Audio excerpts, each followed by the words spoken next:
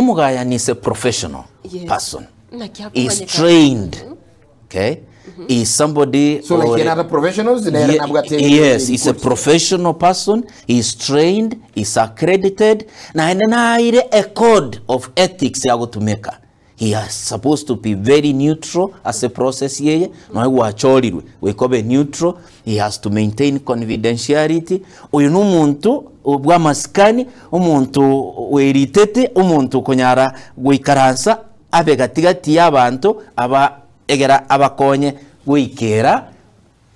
So you don't tell me omugayani no munachibi no make. No munachibi na we court o kabiri. Yes, na kieko kuwa na court annexed mediation. Yani ne court ya mediation yere court ime.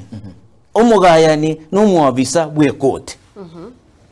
Kai, that's good.